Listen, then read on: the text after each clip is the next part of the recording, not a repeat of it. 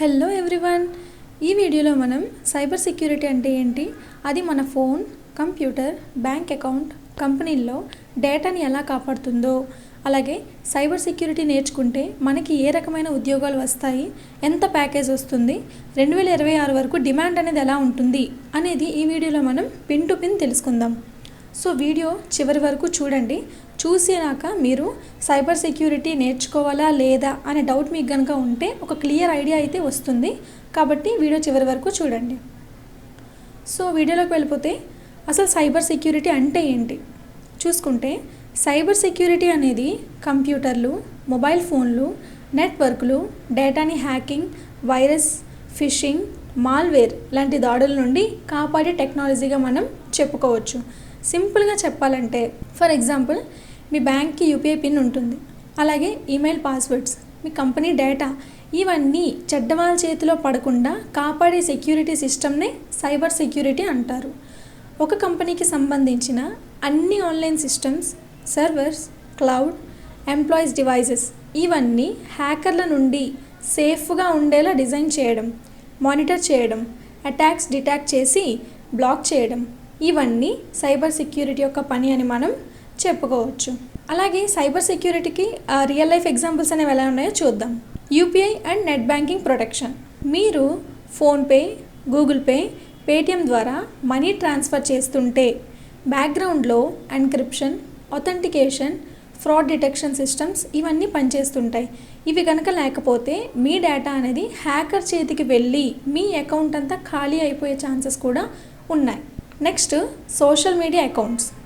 For example ఇప్పుడు Facebook, Instagram, WhatsApp ఇవన్నింటికి యాప్స్లో password, OTP, 2 factor authentication ఇవన్నీ సైబర్ సెక్యూరిటీ మెకానిజమ్సే. ఇవే కనుక లేకపోతే మీ అకౌంట్ అనేది ఈజీగా హ్యాక్ అయ్యే ఛాన్స్ అనేది ఉంటుంది.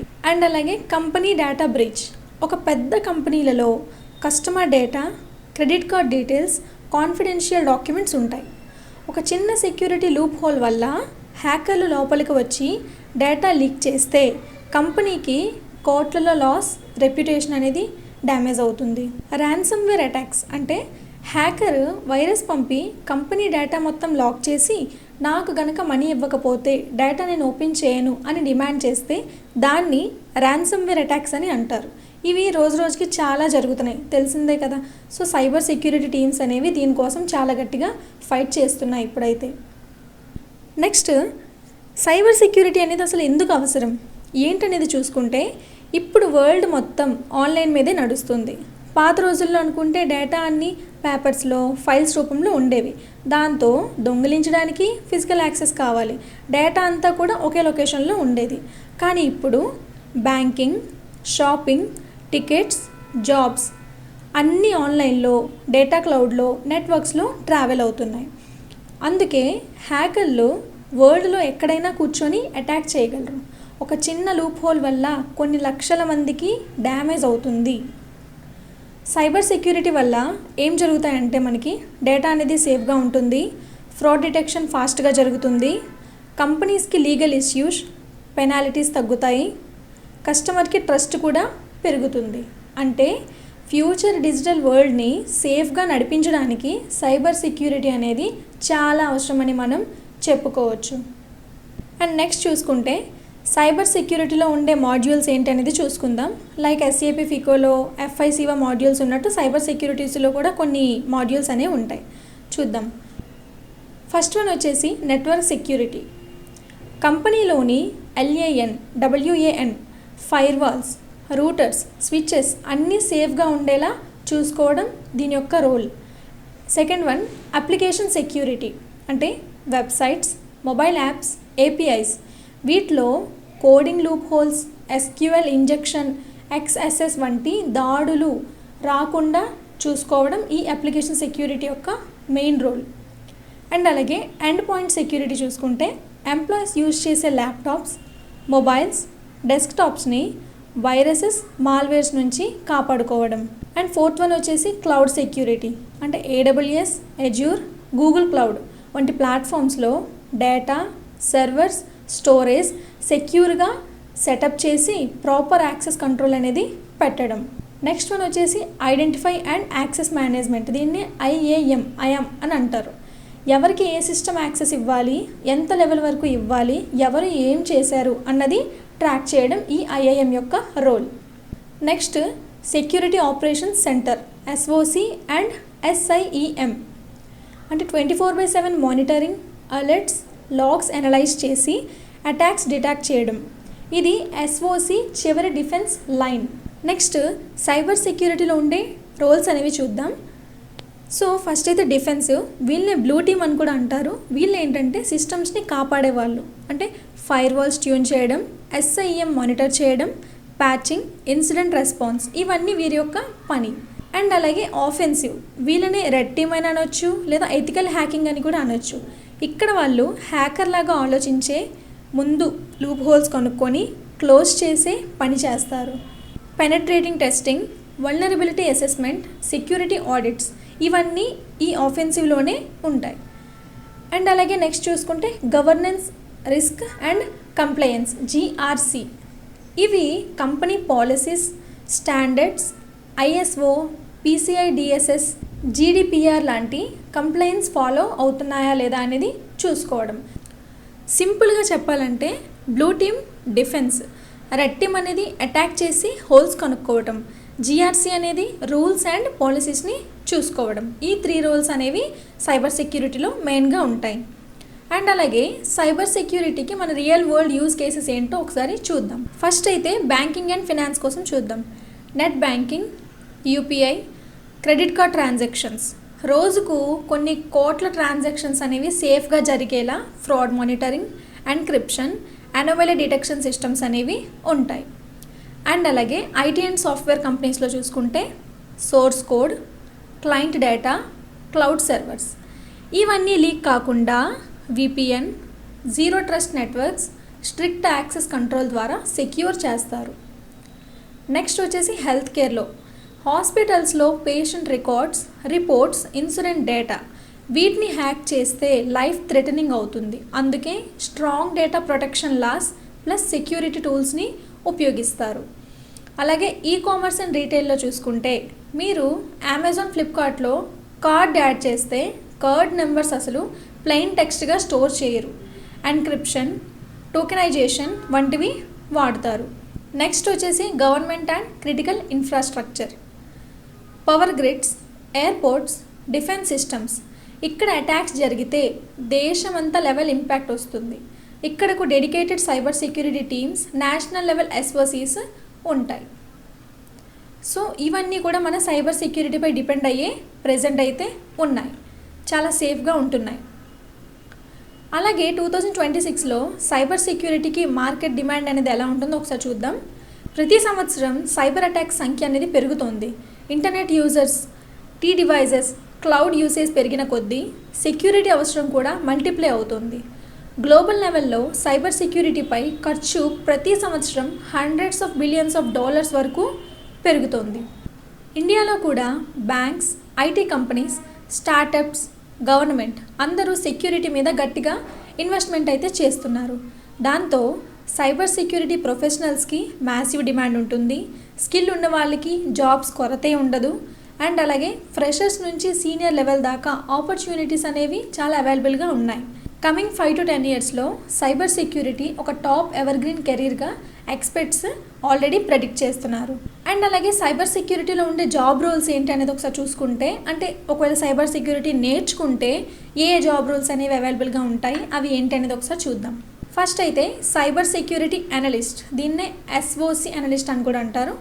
24/7 monitoring tools like SIEM, SOC dashboards చూసి సస్పీషియస్ యాక్టివిటీ డిటెక్ట్ చేయడం, అలర్ట్స్ ఇన్వెస్టిగేట్ చేయడం వీరి యొక్క role. Next information security engineer, దీన్నే సెక్యూరిటీ ఇంజనీర్ అని కూడా అనొచ్చు. Firewalls, VPNs, IDS or IPS, endpoint protection వంటివి సెటప్ చేసి మెయింటైన్ చేసి హార్డెన్ చేయడం. నెక్స్ట్ వన్ పెనట్రేషన్ టెస్టర్, దీన్నే ఎథికల్ హ్యాకర్ అని కూడా అంటారు. కంపెనీ సిస్టమ్స్కి ఆథరైజ్డ్ అటాక్ చేసి లూప్ హోల్స్ని కనుక్కొని రిపోర్ట్ చేసే ఎథికల్ హ్యాకర్గా మనం చెప్పుకోవచ్చు.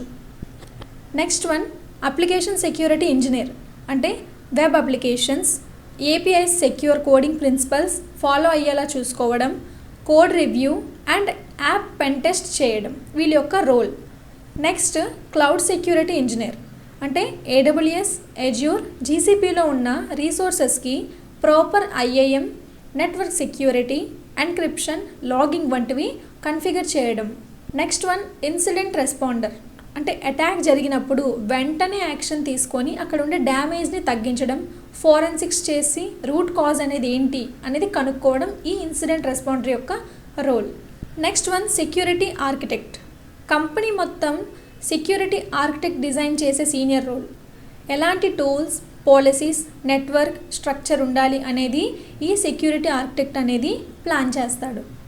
నెక్స్ట్ వన్ GRC అనలిస్ట్ అంటే policies, audits, risk assessment, compliance, documentation వంటివి చూసుకునే రోల్ అని మనం చెప్పుకోవచ్చు. నెక్స్ట్ వన్ వచ్చేసి సైబర్ సెక్యూరిటీలో శాలరీస్ అనేవి ఏ విధంగా ఉంటాయి ఏంటనేది చూసుకుంటే, ఫ్రెషర్స్ లేదా జూనియర్ SOC అనలిస్ట్కి 4 lakhs to 6 lakhs per annum వచ్చే అవకాశం ఉంది. 1 to 3 years ఎక్స్పీరియన్స్ ఉంటే 6 lakhs to 10 lakhs వరకు ఉంటుంది. అలాగే 3 to 5 years ఎక్స్పీరియన్స్ ఉంటే 10 lakhs నుంచి 18 lakhs per annum, అది కూడా కంపెనీ అండ్ స్కిల్స్ మీద ఆధారపడి ఉంటుంది. అండ్ నెక్స్ట్ వచ్చేసి సీనియర్ రోల్స్ లేదా ఆర్కిటెక్ట్ లేదా లీడ్, వీళ్ళకి 18 lakhs నుంచి 13 lakhs per annum లేదా అంతకంటే ఎక్కువ కూడా పొందే ఛాన్సెస్ అనేవి ఉన్నాయి. Top product companies like MNCs, global SOC, consulting ఫర్మ్స్లో relevant certifications plus strong skills ఉంటే ప్యాకేజ్ అనేది ఇంకా ఎక్కువ అవుతుంది. ఓకే, ఇవన్నీ తెలుసుకున్నాం. అసలు సైబర్ సెక్యూరిటీని ఎలా నేర్చుకోవాలి చూద్దాం. సైబర్ సెక్యూరిటీలోకి ప్రాపర్గా ఎంటర్ కావాలనుకుంటే ఒకసారి ఈ పాత్ ఫాలో అవ్వండి, చాలా బాగుంటుంది. ఫస్ట్ అయితే IT అండ్ నెట్వర్కింగ్ బేసిక్స్ అంటే ముందుగా operating systems like Windows, Linux, అలాగే network basics like IP, TCP, ports, firewalls, ముందుగా వీటిని అర్థం చేసుకోండి. నెక్స్ట్ సెక్యూరిటీ అండ్ ఫండమెంటల్స్లో చూసుకుంటే మాల్వేర్ అంటే ఏంటి, phishing, ransomware, brute force, DDoS, encryption basics, ఇవి కాన్సెప్ట్స్ లెవెల్లో క్లియర్గా అర్థం చేసుకోండి.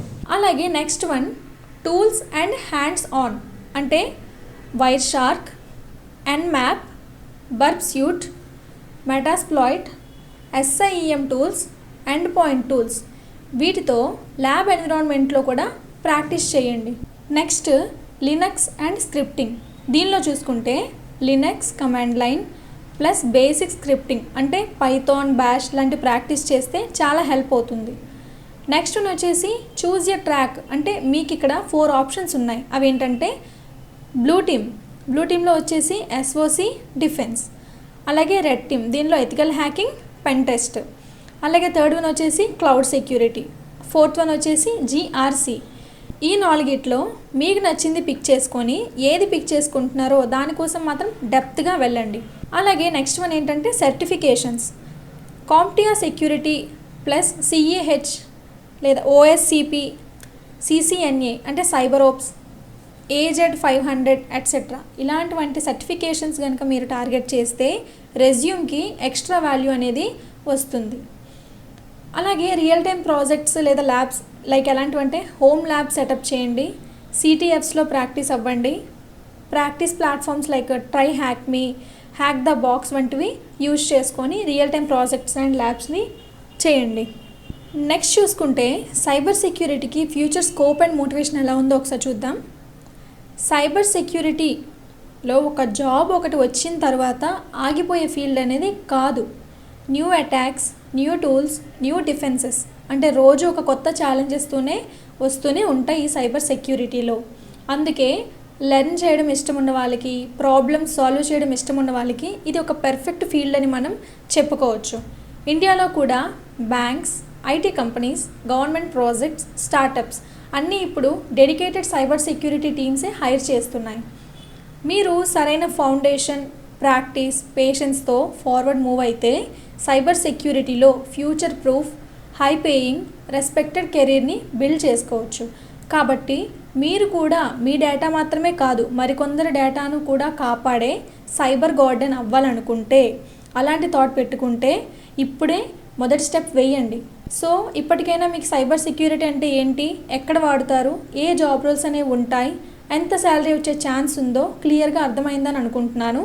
మీకు ఈ వీడియో నచ్చితే లైక్ చేయండి. ఇంకా ఇలాంటి కెరీర్ అండ్ టెక్ వీడియోస్ కోసం మా ఛానల్ని సబ్స్క్రైబ్ చేయండి. మళ్ళీ కలుద్దాం మరో యూస్ఫుల్ టాపిక్తో. Thank you.